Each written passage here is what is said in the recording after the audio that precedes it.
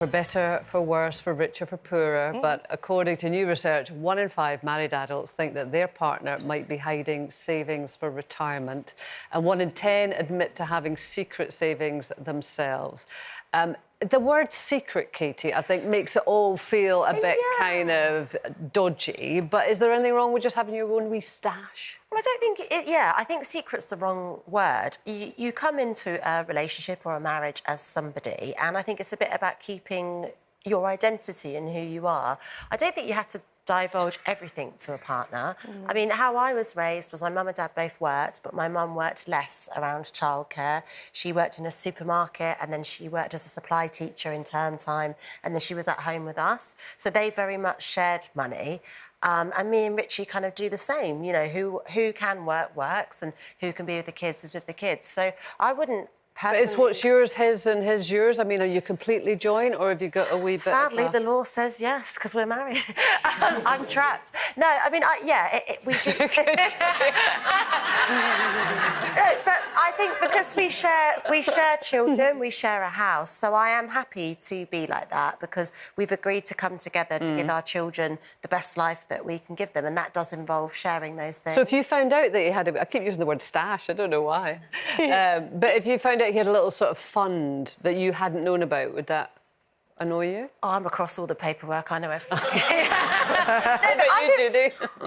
Well, sorry, I was just writing down my list for my husband. Anyway, you know what? I think it's having your secret stash, or whatever word you want to use, is being financially responsible and financially independent. You know, for me, obviously, as a woman that's not married, I would hope that my partner or my husband in the future has got some secret stash put away, because you don't know what life's going to bring. And I think we're so, funny about having a conversation. You should be able to say, look, we know what we've got together, what we built together, but if anything went wrong, would you be all right for the next year? Would I be all right? Would you have that conversation? Yeah, we're having that conversation in the first couple of dates.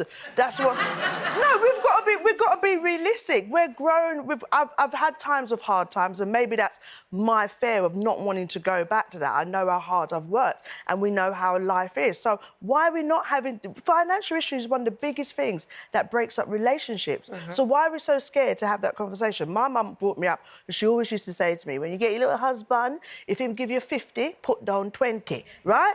And just have it there. And that might not be a secret stash just for you, but in a year or 2 years where something might happen, you could say, boo-boo, I got you, I've been putting down £20 a week. But you might also say, boo-boo, see ya. Well, and if you do say boo-boo, see you, you've got something to fall back on. Furthermore, if they say boo-boo, see you, you've got something to fall back on. I get it. But does that not just sow distrust in a relationship? Oh, I agree with everything that Judy's saying. I feel that if you have the opportunity to put away, always put away and set yourself up financially. I don't think that's something you have to disclose. I think we're completely uneducated on finances in this country. I think that the school system is archaic when it comes to life skills, and we don't teach our kids how to manage money, how to manage debt, how to borrow, how to put away. Honestly, if I found out Joe was putting away and had a secret stash for a rainy day, I would be over the damn moon. I'd be like, well done. I think it's your responsibility to look at what you have and to but if you're going to have secrecy, it might cut the other way. You know, if you're going to have secrecy within a relationship, there might be secret debt. I don't think it's secrecy. I don't agree. I think it's independence, like what Katie was saying. I think it's independence and feeling secure within yourself. I think for a long time, especially women, have felt so beholden to a relationship because of the financial situation, and they haven't been taught how to secure themselves and to make sure that they're okay. They've stayed in relationships that they should never have to endure because of the financial situation. So actually, I would encourage people and women to really look at their situation, and even if they're at home with the kids and the husband, they've got a joint account, you know, what can they take out of that every month? What can you put aside for yourself, because you don't want to be beholden to somebody? I think it's a good point, a really good point, because if you look at domestic violence, you know, it's one of the reasons women can't flee domestic violence and coercive control. It's that financial control as well, so...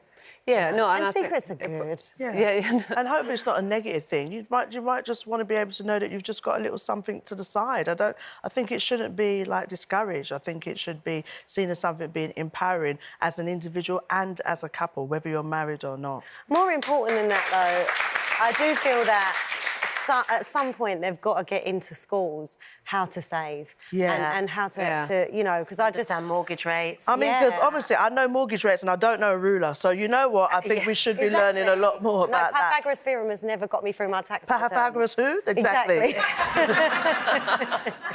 Pythagoras who? Be nice about that, isn't it?